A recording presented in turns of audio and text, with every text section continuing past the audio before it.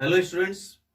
Hindi medium RBSC students के लिए जो चैप्टर चल रहा था साझेदार का अवकाश ग्रहण मृत्यु पर लेखे, इस चैप्टर के अंतर्गत हमने जॉइंट लाइफ पॉलिसी को डिस्कस किया था लास्ट वीडियो में। आज हम डिस्कस करेंगे पृथक जीवन बीमा पॉलिसी को। आज का हमारा टॉपिक रहेगा पृथक जीवन बीमा पॉलिसी, या इसको व्यक्तिगत जीवन बीमा पॉलिसी भी कह सकते हैं। पृथक की बजाय इसको व्यक्तिगत जीवन बीमा पॉलिसी भी कहा जा सकता है। तो इसका अर्थ होता है, पृथक जीवन बीमा पॉलिसी का अर्थ होगा कि जितने भी साझेदार हैं फर्म में, प्रत्येक साझेदार के जीवन पर अलग अलग जीवन बीमा पॉलिसी ली गई हो। तो इसे हम इंग्लिश में क्या कहते हैं सर? इंग्लिश में कहा जाता है इनको, या तो कहेंगे इंडिविजुअल लाइफ पॉलिसी, या फिर कहेंगे सेपरेट लाइफ पॉलिसी। तो आज हमें सेपरेट लाइफ पॉलिसी को डिस्कस करना है। देखिए, सेपरेट लाइफ पॉलिसी, इसका मतलब क्या हुआ कि प्रत्येक साझेदार के जीवन पर पृथक से ली गई जीवन बीमा पॉलिसी होती है। साझेदार के जीवन पर पृथक से ली गई पॉलिसी होती है, लेकिन इसका जो प्रीमियम चुकाया जाता है, ये प्रीमियम फर्म द्वारा ही चुकाया जाता है। और पृथक जीवन बीमा पॉलिसी के लिए जो प्रीमियम चुकाया जाता है उसे सामान्य रूप से व्यापार का आयगत व्यय माना जाता है। तो देखिए, जब हम इसका प्रीमियम का भुगतान करेंगे तो लेखांकन क्या करेंगे? जब इसके प्रीमियम का भुगतान किया जाता है तो लिखेंगे आप यहां पे प्रीमियम का भुगतान करने पर आप प्रत्येक साझेदार की जीवन बीमा प्रीमियम का जब भुगतान करेंगे तो प्रीमियम व्यापार के लिए क्या माना जाएगा सर? व्यय माना जाएगा। और व्यापारिक व्ययों को हम क्या करते हैं? डेबिट करते हैं व्ययों को। तो यहां आप लिखेंगे insurance premium account debit, insurance premium account को डेबिट करेंगे। प्रीमियम का भुगतान किया, प्रीमियम व्यापार के लिए वह था, डेबिट हुआ। लेकिन जब आपने प्रीमियम का भुगतान किया तो आपकी व्यापार से क्या गया सर? कैश गई। और आपको पता है कैश गई तो जाने वाली वस्तु को क्या करते हैं? क्रेडिट करते हैं। तो कैश अकाउंट क्रेडिट कर देंगे। कई बार हम क्या करते हैं, कैश पेमेंट ना करके बैंक से चेक से पेमेंट किया जाता है। तो यहाँ पे चेक से पेमेंट अगर आपने किया है तो कैश की जगह क्या कर देंगे? बैंक अकाउंट कर देंगे।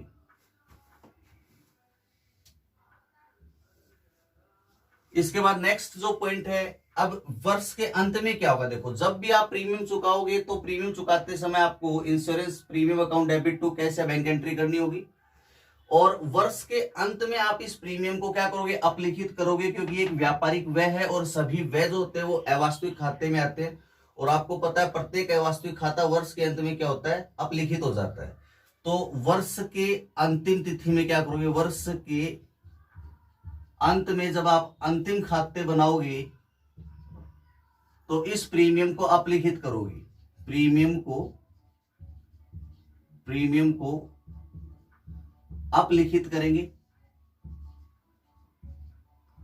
और जब आप ये प्रीमियम को अपलिखित करेंगे तो आपको अपलिखित का नियम पता होगा। जब भी किसी खाते को हम अपलिखित करते हैं तो वो खाता विपरीत पक्ष में चला जाता है। तो प्रीमियम अभी क्या था? डेबिट था। और अपलिखित होगा तो प्रीमियम खाता कहां चला जाएगा? डेबिट से क्रेडिट साइड में चला जाएगा। तो यहां लिखेंगे to insurance premium account, to insurance premium account. अब अपलिखित करना किससे है सर? इसे अपलिखित करेंगे वर्ष के अंत में। हम जो अंतिम खातों में लाभ हानि खाता बनाते हैं उससे अपलिखित करेंगे तो डेबिट पक्ष में आ जाएगा profit and loss account debit. इसका मतलब ये हुआ कि ये जो इंश्योरेंस प्रीमियम था वो हमने प्रॉफिट एंड लॉस अकाउंट से चार्ज कर लिया। P&L means profit and loss account. तो प्रतिवर्ष अपने को ये 2 प्रविष्टियां करनी है, पहले भुगतान करना है, फिर वर्ष के अंत में अपने को इंश्योरेंस प्रीमियम को अपलिखित करना है। प्रतिवर्ष 2 प्रविष्टियां होगी। अब जिस साझेदार के जीवन पर पॉलिसी ली है, उस साझेदार की अगर मृत्यु हो जाती है तो उस दशा में क्या करेंगे? तो लिखो, साझेदार की मृत्यु वाले वर्ष में क्या होगा? साझेदार की मृत्यु की दशा में, मृत्यु पर जब साझेदार की मृत्यु होगी तो उस समय ये जो पॉलिसी हमने करवाई है, ये पॉलिसी जो ली थी साझेदार के जीवन पर, ये पॉलिसी मैच्योर हो जाएगी। और जब पॉलिसी मैच्योर हो जाएगी तो हम इंश्योरेंस कंपनी पर क्या करेंगे? इसके लिए क्लेम करेंगे। तो हम यहाँ लिखेंगे, साझेदार की मृत्यु पर सबसे पहला काम होगा, पॉलिसी देय हो जाएगी। पॉलिसी की राशि देय होने पर, पॉलिसी मैच्योर होने का मतलब पॉलिसी की राशि देय होगी। और जब पॉलिसी की राशि देय हो जाएगी तो हम इंश्योरेंस कंपनी पर क्लेम करेंगे। तो इसका मतलब ये हो गया कि वो पैसा अब हमें इंश्योरेंस कंपनी से लेना है। तो हम प्रविष्टि करेंगे, insurance company account debit. Insurance company के अकाउंट को हम डेबिट करेंगे और क्रेडिट करेंगे हम to life policy of deceased partner.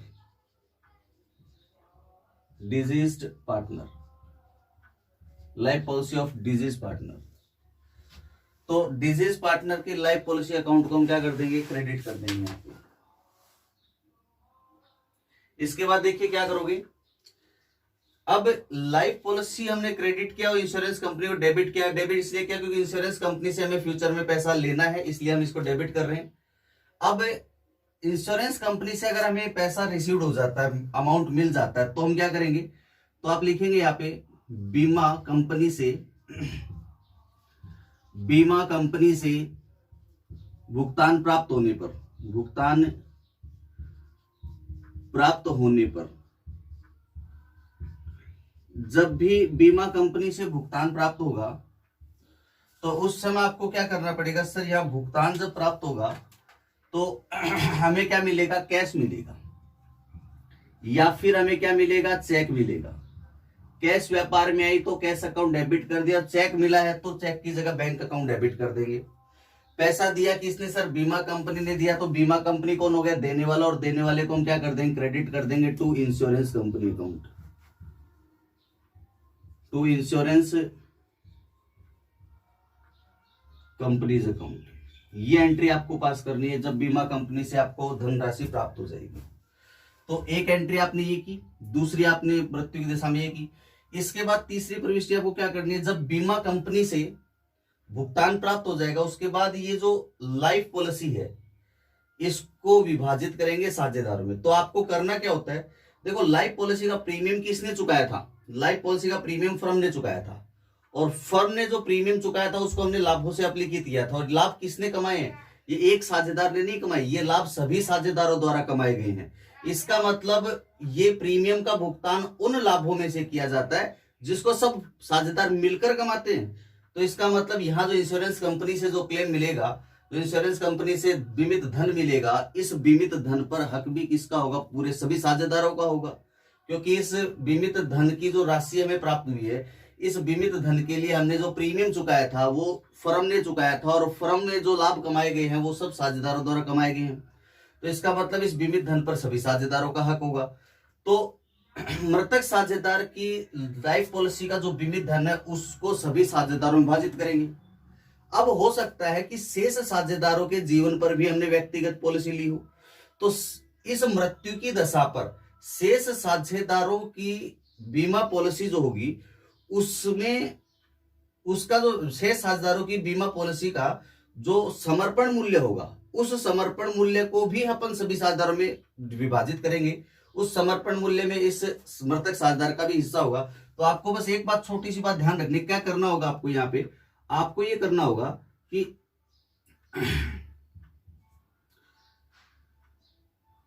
मृतक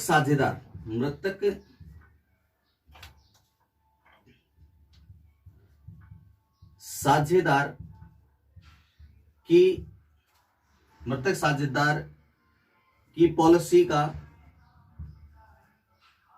का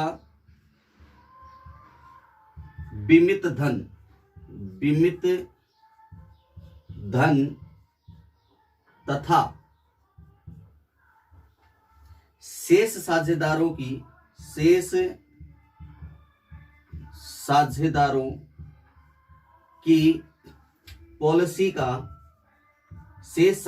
की पॉलिसी का समर्पण मूल्य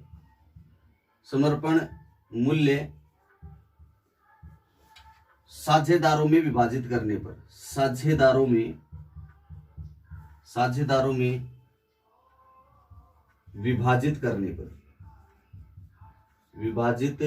पर ये काम हमें करना होगा।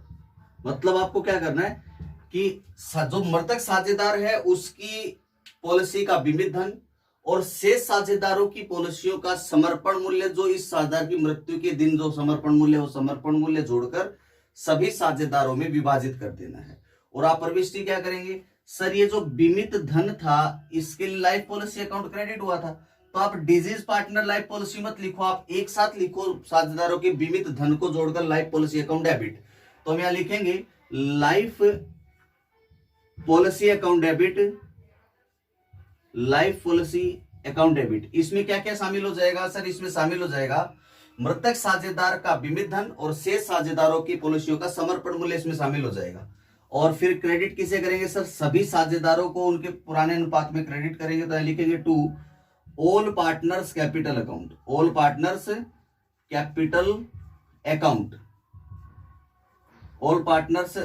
अकाउंट, ये एंट्री हम करेंगे। ये कौन से अनुपात में होगी सर? ये पुराने अनुपात में होगी, पुराने अनुपात में। और ये पुराने अनुपात के साथ यहां पे क्या आएगा सर? मृतक जो साझेदार है उसका बीमित धन और शेष साझेदारों की पॉलिसियों का समर्पण मूल्य यहां लिखा जाएगा।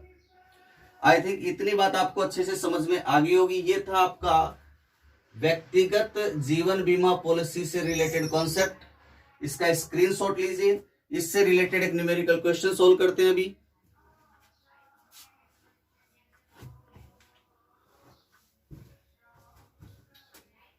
आप इसका स्क्रीनशॉट लीजिए।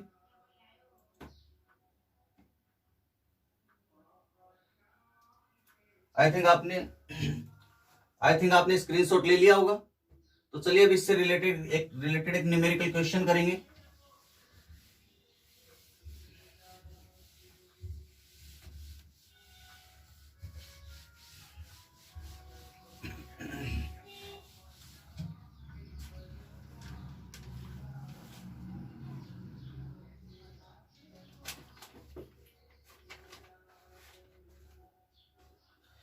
देखिए क्वेश्चन दिया हुआ है आपकी बुक के पेज नंबर 127।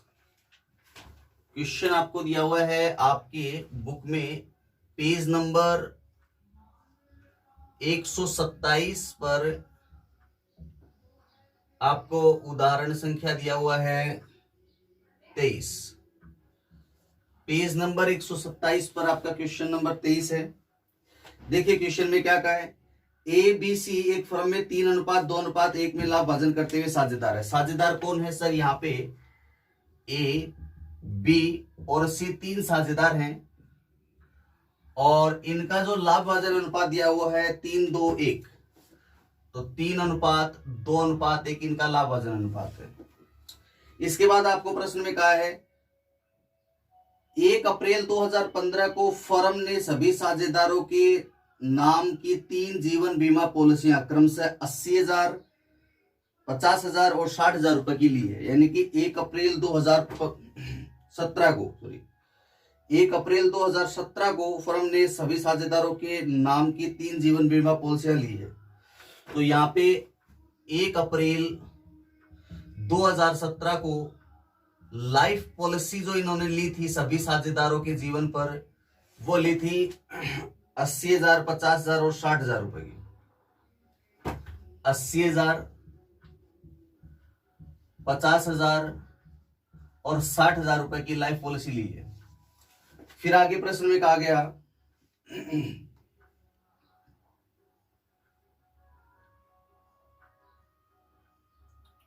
प्रत्येक पॉलिसी पर 10,000, 6,000, 4,000 का बीमा प्रीमियम चुकाया जाता है। इस प्रत्येक पॉलिसी पर जो प्रीमियम चुकाया जाता है वो प्रीमियम का भुगतान करते हैं अपन 10,000, 6,000 और 4,000 रुपए। 10,000,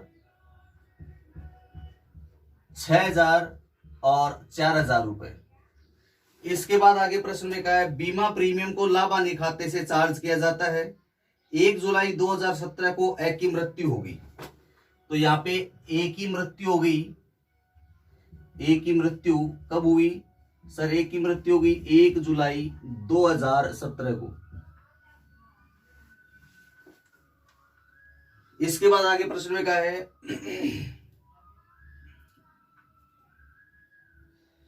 3 जुलाई को पॉलिसी की राशि प्राप्त हो जाती है। तो पॉलिसी की राशि में प्राप्त हुई, पॉलिसी की राशि कब प्राप्त होती है? प्राप्त हुई कब? 3 जुलाई को प्राप्त हुई सर। 3 जुलाई को पॉलिसी की राशि प्राप्त हुई। इसके बाद आगे प्रश्न में आपको कहा है उस तिथि को व्यय और सह की पॉलिसियों का समर्पण मूल्य 16,000 और 8,000 रुपए था। यानी जिस दिन ए की मृत्यु हुई 1 जुलाई 2017 को, तो इनकी जो पॉलिसी है, किनकी? बी और सी की, बी और सी की पॉलिसी का जो समर्पण मूल्य यानी सरेंडर वैल्यू, चलो हिंदी में लिख देता हूं मैं यहाँ पे, समर्पण मूल्य। किसकी पॉलिसी का समर्पण मूल्य? ए का तो बीमित धन ही अपने को लेना पड़ेगा क्योंकि ए की तो मृत्यु होगी, तो इसका तो बीमित धन प्राप्त होगा। शेष साझेदार बी और सी जो है, इनकी पॉलिसियों का समर्पण मूल्य अपने को दिया हुआ है मृत्यु की तिथि को 16,000 और 8,000। इसका 16,000 रुपए और इसका 8,000 रुपए। ये जो समर्पण मूल्य है ये ए की मृत्यु की तिथि को बी और सी की पॉलिसियों का समर्पण मूल्य दिया हुआ है। इसके बाद था जिसे पुस्तकों में दिखाना है, इस समर्पण मूल्य को हम पुस्तकों में दिखाएंगे। और फर्म की पुस्तकों में जनरल प्रविष्टियां दीजिए तथा चिट्ठे में जीवन बीमा पॉलिसी को भी दर्शाइए। तो देखिए सबसे पहले तो हमें जनरल प्रविष्टियां करनी है, उसके बाद बैलेंस शीट में लाइफ पॉलिसी को कैसे दिखाया जाएगा वो भी हमें बताना है। तो देखो सिंपल सी आपके सामने यहाँ पे बात है कि आपको सबसे पहला काम क्या करना है सर? इनके लिए जनरल प्रविष्टियां करनी है। प्रश्न आपके सामने है, ध्यान से प्रश्न को फिर से एक बार देख लीजिए। प्रश्न मैं आपको समझा देता हूं। प्रश्न में आपको कहा है कि एक एबीसी साझेदार है, 3:2:1 में लाभ बांटते हुए साझेदार हैं, और 1 अप्रैल 2017 को फर्म ने सभी साझेदारों के नाम की 3 जीवन बीमा पॉलिसियां ले रखी है, जिनका बीमित धन जो बताया हुआ है वो 80,000, 50,000 और 60,000 रुपए बताया हुआ है। प्रत्येक पॉलिसी पर 10,000, 6,000 और 4,000 रुपए बीमा प्रीमियम चुकाया जाता है। पर बीमा प्रीमियम को लाभ हानि खाते से चार्ज किया जाता है। 1 जुलाई 2017 को ए की मृत्यु हो गई तथा उसकी पॉलिसी की पूरी राशि 3 जुलाई को प्राप्त हो गई।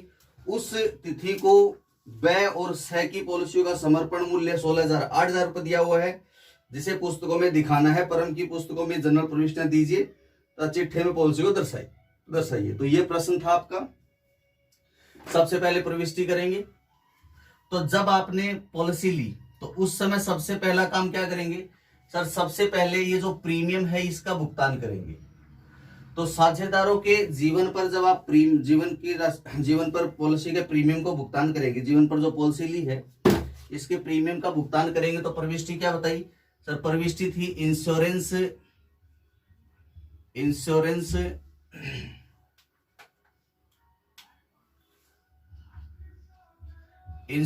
Premium account debit, insurance premium account debit to cash या बैंक अकाउंट।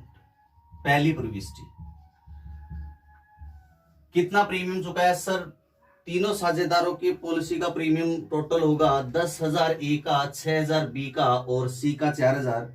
टोटल हो गया 20,000 हो गया। 10 और 10 20 हो गया ना, यहाँ पे 6 4 10 और 10 20,000 आपने प्रीमियम का भुगतान किया। ये प्रीमियम का भुगतान कब किया सर? ये पॉलिसी ली थी 1 अप्रैल 2017 को, तो 17 अप्रैल 1। इसके बाद आपको क्या करना है सर, वर्ष की अंतिम तिथि को इसे अपलिखित करना होता है। और यहाँ पे बता रहा है कि जुलाई 2017 में इसकी मृत्यु होगी। तो जुलाई 2017 आने से पहले, जुलाई 2017 में वर्ष की अंतिम तिथि मार्च में आती है, और मार्च आने से पहले क्या हो गया, इसमें एक ही मृत्यु हो गई। तो इस दशा में अब इसको अपलिखित तो अभी तो कर नहीं सकते अपन, तो हम क्या करेंगे, पहले इसकी मृत्यु की दशा में जो अकाउंटिंग ट्रीटमेंट करना होता है वो करना पड़ेगा। तो जब 1 जुलाई 2017 को जब एक की मृत्यु होगी, तो हमें एक की मृत्यु पर पॉलिसी क्या हो जाएगी, देय हो जाएगी, और देय होने पर प्रविष्टि क्या करेंगे, 2017 जुलाई 1 को पॉलिसी देय होने पर एंट्री क्या करते हैं सर, इंश्योरेंस कंपनी को डेबिट कर देते हैं। इंश्योरेंस कंपनी के अकाउंट को क्या करना है सर, डेबिट कर देना है। क्रेडिट किसको करेंगे सर, यहाँ पे इंश्योरेंस कंपनी डेबिट हुआ, और क्रेडिट करना life policy of disease partner. अच्छा, डिजीज पार्टनर की लाइफ पॉलिसी को क्रेडिट करना है, तो डिजीज पार्टनर कौन है, यहाँ पे ए है, तो ए की जो लाइफ पॉलिसी है उसे हम क्रेडिट करेंगे, तो लाइफ पॉलिसी अकाउंट। सिर्फ मैंने यहाँ पे लाइफ पॉलिसी लिखा है, लेकिन अमाउंट किसका लिखा जाएगा, यहाँ पे सर अमाउंट लिखा जाएगा जो डिजीज पार्टनर है उसका अमाउंट लिखेंगे। तो डिजीज पार्टनर कौन है, यहाँ पे ए, और ए की लाइफ पॉलिसी का जो बीमित धन होगा उससे प्रविष्टि करेंगे 80,000 रुपए से। इसके बाद बोल रहा है 3 जुलाई को ये राशि बीमा कंपनी से प्राप्त हो गई।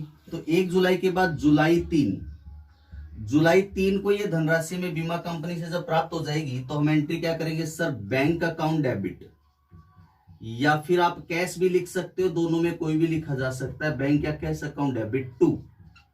किससे मिला पैसा, इंश्योरेंस कंपनी से मिला, तो इंश्योरेंस कंपनी गिवर हो गया, तो इंश्योरेंस कंपनी को क्या करो, क्रेडिट करो इंश्योरेंस कंपनी अकाउंट, ये आपने इसको क्रेडिट किया टू इंश्योरेंस कंपनी। कितना अमाउंट मिलेगा सर, ये बीमा कंपनी से हमें बीमित धन मिलेगा एक ही पॉलिसी का, तो एक ही पॉलिसी का बीमित धन हमें मिला रुपए 80,000।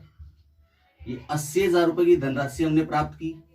अब इसको प्राप्त करने के बाद हमें क्या करना है सर, जो मृतक साझेदार है उसका ये बीमित धन रुपए 80,000, और शेष साझेदारों के जीवन पर ली गई पॉलिसियों का समर्पण मूल्य 16,000 और 8,000, इनको जोड़ के सभी साझेदारों में पुराने अनुपात में विभाजित कर देना है। तो चलिए एंट्री करते हैं अपन जुलाई, इसकी एंट्री करेंगे अपन जुलाई 2017 में। कौन सी तारीख को करनी है एंट्री सर, यहाँ पे डेट अपने को नहीं दी है कि किस डेट को विभाजित करना है, तो चलो जुलाई में 2017 की जुलाई में अपन इसकी प्रविष्टि करेंगे, तो 3 जुलाई को कर दो, आप कोई दिक्कत नहीं, सेम डेट को कर सकते हो। तो प्रविष्टि क्या करेंगे sir, life policy account debit करना पड़ेगा। क्या करना पड़ेगा, लाइफ पॉलिसी अकाउंट को डेबिट करना पड़ेगा। लाइफ पॉलिसी अकाउंट डेबिट, किसकी लाइफ पॉलिसी सर, जो मृतक साझेदार है उसकी पॉलिसी का बीमित धन प्लस शेष साझेदारों की पॉलिसियों का ये समर्पण मूल्य 16,000 प्लस 8,000, 16 और 8 24, और ये एक हो गया 1,04,000 हो गया टोटल। तो 1,04,000 जो अपन यहाँ पे साझेदारों में विभाजित करेंगे, और जब इसे साझेदारों में विभाजित करेंगे तो यहां लिखेंगे to A's capital account, to B's capital account, और to C's capital account, to C's capital account, ये आपको प्रविष्टि करनी है। तो 1,04,000 रुपए की राशि को साझेदारों में कौन से अनुपात में विभाजित करना है सर, पुराने लाभार्जन अनुपात में करना है। तो पुराना अनुपात कितना था, 3:2:1 था। तो जब आप इसको 3:2:1 में विभाजित करेंगे 1,04,000 को, तो कितना अमाउंट आएगा सर, 1,04,000 गुणा 3/6 करना पड़ेगा। अच्छा, 3/6 का मतलब तो सीधा हो गया इसका 1/2, यानी कि इसको कैंसिल किया तो 52,000 आ गया। तो इसकी राशि अमाउंट हो जाएगा इसके लिए 52,000, यहां लिखेंगे अपन 52,000 फॉर ए, और जो बी के लिए लिखना है वो जाएगा सर 1,04,000 गुना 2/6, तो 2 से कैंसिल किया 3 हुआ, 3 का भाग दिया 3 3 9, 1 बच गया, 3 चौक 12, फिर बच गए कितने, 2 बच गए, 3 6 18, 3 6 18 और 3 6 18.67, यानी कि 34,666.67 आएगा। तो यहाँ पे मैं कर दूंगा 34,667, 34,667 कर देता हूँ। फिर है ये 1,04,000 गुना 1/6 करेंगे तो 6 का इसमें भाग दिया तो 6 एकम 6 बचे कितने सर, 4, 6 संत 42, 43 और 44, फिर 6 3 18, 6 3 18, 6 3 18, तो 17,333.333 आएगा, तो 17,333 ये हो जाएगा। तो इस तरह आपकी लाइफ पॉलिसी को सभी साझेदारों में विभाजित कर दिया गया। इसके बाद आपको इस लाइफ पॉलिसी को कहाँ दिखाना है सर, इस लाइफ पॉलिसी को हमें बैलेंस शीट में भी बताना है कि इस प्रकार दिखाया जाएगा। तो देखिए, जब आप इस लाइफ पॉलिसी को बैलेंस शीट में दिखाओगे तो लाइफ पॉलिसी जो आपके लिए अभी क्या हो गई, डेबिट हो गई। ये बीमित धन था, ये तो साझेदारों में विभाजित हो ही गया। इसके बाद ये जो 16,000 और 8,000 रुपए है, सभी साझेदारों की जो लाइफ पॉलिसी थी, ये आपकी डेबिट बैलेंस है। इसका मतलब कहां दिखाया जाएगा सर, ये अपने को दिखाया जाएगा बैलेंस शीट के एसेट साइड में। देखिए, 1,04,000 से आपने यहाँ लाइफ पॉलिसी को डेबिट किया। ऊपर अगर मैं लाइफ पॉलिसी की बात करूं तो जो मृतक साझेदार था उसकी लाइफ पॉलिसी को मैंने यहाँ क्रेडिट किया हुआ 80,000 रुपए से, और फिर यहाँ पे मृतक साझेदार की लाइफ पॉलिसी यहाँ डेबिट होगी 80,000 से, तो मृतक साझेदार की लाइफ पॉलिसी का अकाउंट तो क्या हो गया, क्लोज हो गया सर। फिर यहाँ पे 16,000 और 8,000 रुपए, ये जो 24,000 रुपए है, ये लाइफ पॉलिसी अकाउंट डेबिट हो रखा है। ये समर्पण मूल्य है शेष साझेदारों की पॉलिसी का। तो इस शेष साझेदारों की पॉलिसी का जो समर्पण मूल्य है, इसका कौन सा बैलेंस आ रहा है, डेबिट बैलेंस आ रहा है। इससे पहले ये 24,000 रुपए कहीं डेबिट नहीं हुए हैं, तो इसका मतलब 24,000 रुपए से लाइफ पॉलिसी अकाउंट का डेबिट बैलेंस बच रहा है। यहाँ देखो, लाइफ पॉलिसी में 80,000 क्रेडिट थे और यहाँ 1,04,000 डेबिट है। तो सिंपली अगर अपन बात करें तो 24,000 रुपए लाइफ पॉलिसी खाते का डेबिट शेष है। और किसी भी खाते के डेबिट शेष होने का मतलब वो संपत्ति पक्ष में दिखाया जाएगा बैलेंस शीट के एसेट साइड में, कि संपत्तियों का शेष डेबिट होता है। तो आप जब भी बैलेंस शीट बनाओगे, क्या बनाओगे, जब भी आप बैलेंस शीट बनाओगे तो बैलेंस शीट में आपने एसेट्स साइड में, कौन सी साइड सर, एसेट्स साइड में आपको क्या करना है, लाइफ पॉलिसी को दिखाना है। यहां लाइबिलिटीज होगी, यहां अमाउंट होगा, और इसके आप एसेट साइड में लाइफ पॉलिसी दिखाओगे, यहां पे लाइफ पॉलिसी। और ये जो लाइफ पॉलिसी का अमाउंट कितने रुपए से दिखाया जाएगा सर, 24,000 रुपए लाइफ पॉलिसी का बैलेंस है। और ये जो 24,000 रुपए मैं यहाँ दिखा रहा हूँ बैलेंस शीट में, ये शेष साझेदारों का समर्पण मूल्य का ही शेष रहेगा, क्योंकि मृतक साझेदार की पॉलिसी खाता तो बंद हो चुका, पहले मैं बताया हूँ आपको। यहाँ लाइफ पॉलिसी 80,000 से क्रेडिट थी, किसकी थी ये मृतक साझेदार की थी। यहाँ भी लाइफ पॉलिसी 80,000 रुपए डेबिट हुई मृतक साझेदार की, तो ये तो अकाउंट बंद ही हो गया। अब ये जो पॉलिसी 16 और 8 24,000 रुपए है, ये समर्पण मूल्य यहाँ पे डेबिट बैलेंस रह गया, जो बैलेंस शीट के एसेट साइड में चला गया। आई थिंक ये क्वेश्चन आपको अच्छे से समझ में आ गया होगा। ये एक टॉपिक अपना कंप्लीट होता है। आज के लिए बस इतना ही। नेक्स्ट वीडियो में मिलते हैं एक नए टॉपिक के साथ। Thank you very much.